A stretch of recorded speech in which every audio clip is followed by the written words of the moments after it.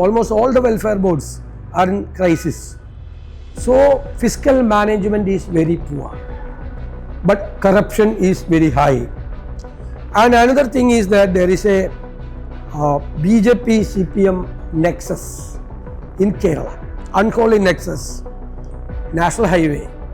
They have been claiming their credit, but the day before the 4th anniversary of this government, many of the places it fell down. He was talking that Malappuram is a place of anti-social activities and gold smuggling, and this amount is used for anti-national purposes. And LDF convener who is in charge of this election made an allegation that after Priyankaji's victory, he said that it is only because of the support of the extreme activities. Now the CPM is saying that they are all the Jamaat Islami and Welfare Party are extremists. But for the last 3 decades, this Jamaat Islami and Welfare Party were with the CPM. When they were with the CPM, they were secular. When they left the CPM, they are becoming extremists. If you are supporting CPM, you will be secular. If you are supporting UDF, you will become communal.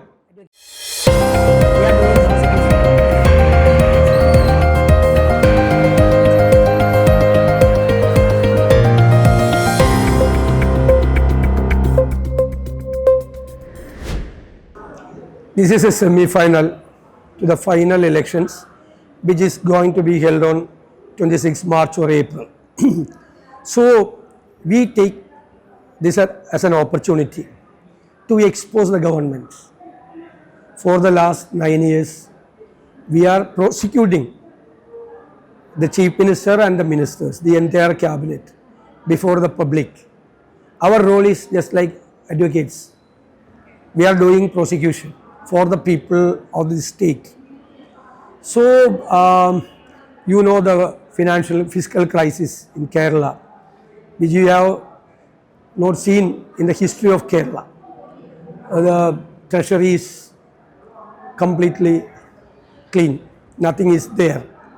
And the debt of the public debt of the government is going to become 7 lakhs crores. This is the biggest in the history of the Kerala. And government has to pay huge amount to various sectors. For example, there is no medicine in the hospitals. In Kerala, the public health is very important because government is not paying money to the Medical Services Corporation. So they are not able to pay the money to the suppliers. And Kerala, there is Maveli stores, that is the Civil Supplies Corporation. It was a very good instrument for the market intervention to control the prices in the market. Unfortunately, there is no subsidized item in the retail outlets because the government has to pay huge amount to the suppliers. And everywhere, government has to pay huge amount to the government employees and the pensioners and social security pensions, arrears, and the welfare. In Kerala, there are so many welfare boards. All welfare board, almost all the welfare boards are in crisis. So fiscal management is very poor, but corruption is very high.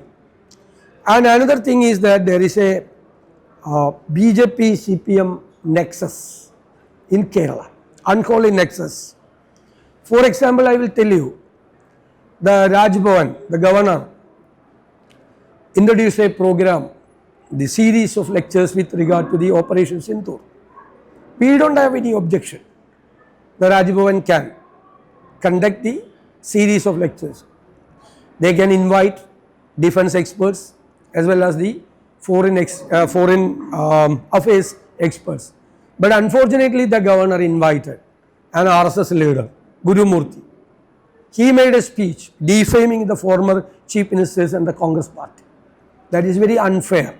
So we made our protest, strong protests, and we demanded the chief minister and the government to communicate the Raj Bhavan, their protest also. but unfortunately they kept mum. And again there was an incident. When a minister was invited, he rejected because some.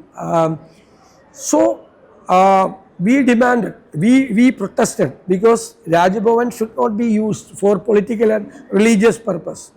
But the chief minister has been keeping mum because he doesn't want to disturb the central government.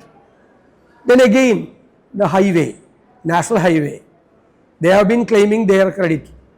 But the day before the 4th anniversary of this government, many of the places it fell down and large level splits and crores of rupees, huge crores of rupees corruption. Sorry for the interruption. One more question, sir. Do you think that including me, people have a clear vision to select a good leader? Pardon? Do you think people have a clear vision to select a good leader? Definitely. After this, the outcome will be that. So, the government is not ready to make any complaints before the central government. When they went to Delhi, they presented a memento or something like that to the Surface Transport Minister. So there is an unholy nexus between the BJP and CPM in Kerala. We are trying to expose that also. And this is a semi-final. We hope that we will win with a wonderful margin. Yeah, the CPM is trying to communalize the entire thing. During the Lok Sabha election, they were always talking about the CAA. They tried to appease the minority, but it miserably failed. Then after the Lok Sabha election, the Chief Minister and the CPM has been trying to appease the majority community. That is why the Chief Minister himself made an interview in Delhi to the Hindu. He spoke about Malappuram district. He was talking that Malappuram is a place of anti-social activities and gold smuggling, and this amount is used for anti-national purposes.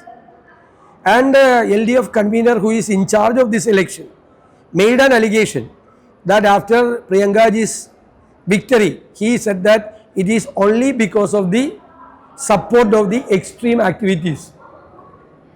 She got more than 4 lakh votes margin. In Nilambur by-election, Nilambur itself, she got more than 95,000 votes.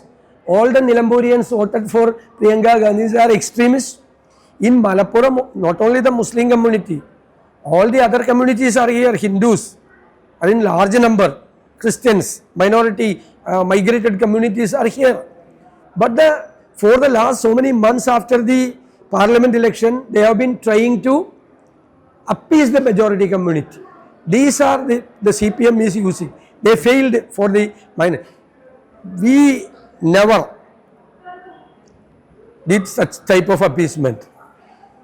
We are against the minority extremism as well as the majority extremism. In this election, the Welfare Party supported UDF.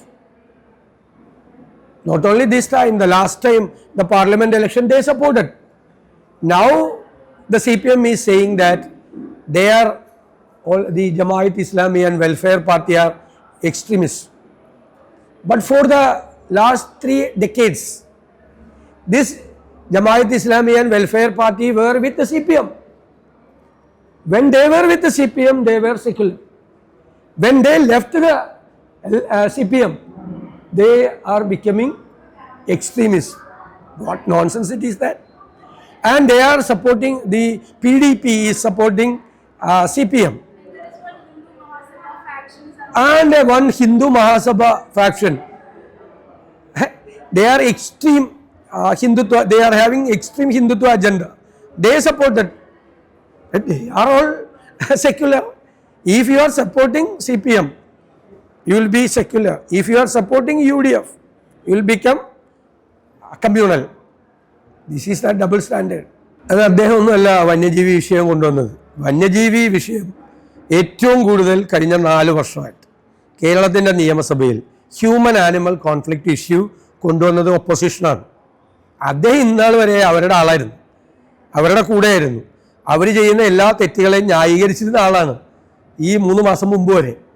ഞങ്ങൾ കേരളത്തിൻ്റെ നിയമസഭയിൽ ഏറ്റവും കൂടുതൽ അവതരിപ്പിച്ചിട്ടുള്ളത് 2 ഇഷ്യൂസാണ്.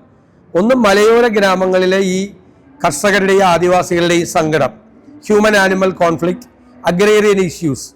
Second thing, ഈ coastal ഏരിയയിലുള്ള phishing കമ്മ്യൂണിറ്റിയുടെ issues.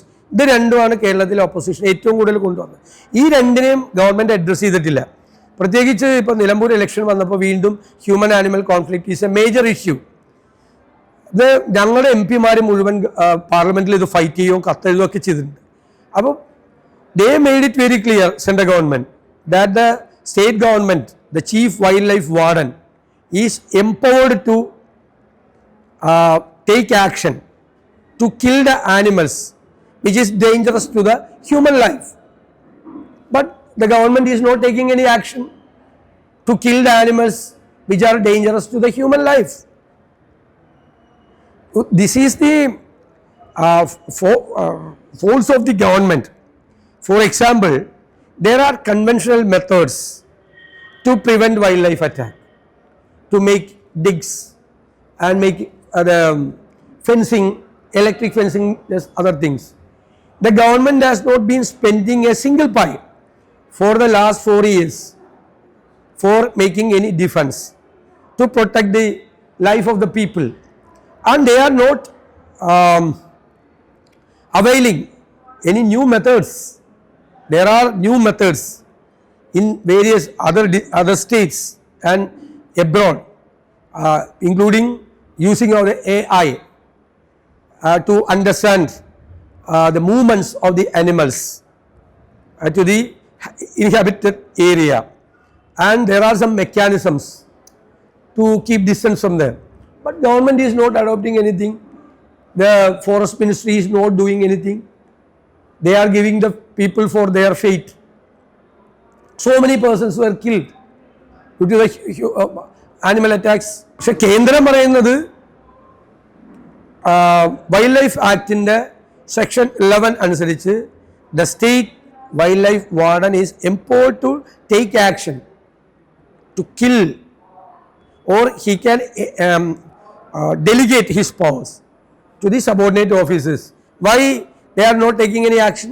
അത് CPM ആദ്യമേ പറഞ്ഞു ഈ തെരഞ്ഞെടുപ്പിനെ വർഗീയവൽക്കരിക്കാൻ ശ്രമിക്കുകയാണ്. അതായത് പൊളിറ്റിക്കൽ ഇഷ്യൂ ഇത്, we want to make it a political fight. CPM-ഉം UDF-ഉം തമ്മിലുള്ള പൊളിറ്റിക്കൽ ഫൈറ്റാണ്, അല്ലെങ്കിൽ LDF-ഉം UDF-ഉം തമ്മിലുള്ള പൊളിറ്റിക്കൽ ഫൈറ്റാണ്.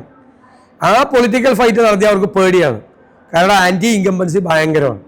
അതിൽ നിന്ന് ശ്രദ്ധ തിരിക്കാൻ വേണ്ടിയിട്ട് ഇതിനെ കമ്മ്യൂണലൈസ് ചെയ്യാൻ നോക്കണം. പക്ഷേ ഇവിടുത്തെ ആളുകൾ കമ്മ്യൂണലല്ല.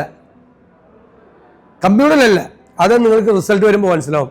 23rd കമ്മ്യൂണലല്ല, പൊളിറ്റിക്കലാണ്. ഞങ്ങൾക്ക് ഞങ്ങളുടെ പൊളിറ്റിക്കൽ വോട്ടും കിട്ടും, ഇവർക്കെതിരായിട്ടുള്ള ആൻറ്റി ഇൻകംബൻസി വോട്ടും കിട്ടും. We will win with a wonderful March. Thank you.